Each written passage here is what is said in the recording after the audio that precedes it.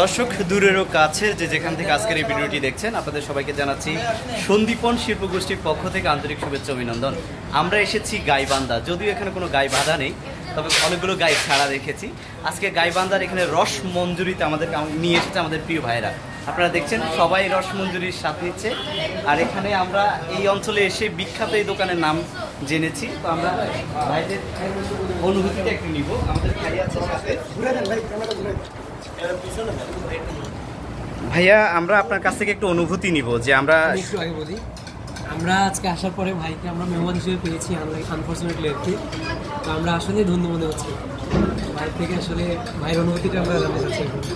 আমরা প্রিয় ভাইয়ের কাছে জানবো যে ঢাকা থেকে আমরা এখানে আসা বা আমাদেরকে এখানে নিয়ে আসা আপনার অনুভূতিটা কেমন লাগছে, যদি একটু আমাদের শেয়ার করতেন। জি আলহামদুলিল্লাহ, অনুভূতি খুবই চমৎকার এবং আমি খুবই অনুপ্রাণিত হয়েছি যে আপনারা এখানে গাইবান্ধা এসেছেন আমাদের থেকে। আর আপনাদেরকে পেয়ে আমরা গাইবান্ধা জেলা খুবই আপ্লুত।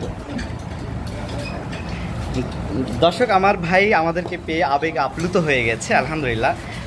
মজার মজার জিনিস খেয়েছি, যেটা জানা অজানা বিষয়গুলো দেখেছি।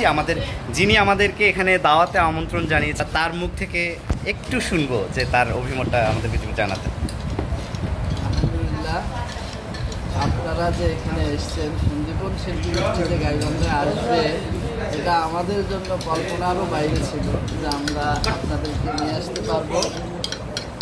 আপনারা যে আসছেন এজন্য আপনাদেরকে অসংখ্য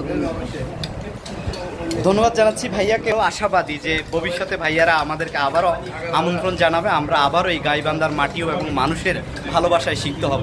দর্শক, আজকের মতো বিদায় নিচ্ছি। বিদায় নেওয়ার আগে আমার প্রিয় ভাইদেরকে দেখাচ্ছি। আমাদের ছোট শিল্পী আছে, সোনামণিরা আছে, আমাদের অভিনয় বিভাগ আছে এবং সাংস্কৃতিক বিভাগ আছে, সাহিত্য বিভাগ আছে।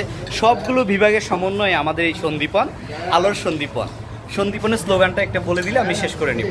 প্রচল কৃষ্টির উজ্জ্বল আকাশে আমরা উজ্জ্বল আকাশের সন্দীপনের যে তারকা আমরা ছড়িয়ে দিচ্ছি সুস্থ সংস্কৃতির আলোক ছোঁয়ায় মুজ হয়ে অবানিশা। আজকের মতো বিদায় নিচ্ছি। আমি চৌধুরী রাফিদ আলম রাসেল। আবারও দেখা হবে নতুন কোনো অঞ্চলের নতুন কোনো সাংস্কৃতিক এবং শিল্প সাহিত্যিক এবং ঐতিহ্যবাহী খাবারের জিনিস নিয়ে আমরা হাজির হব। আসসালামু আলাইকুম রহমতুল্লাহ।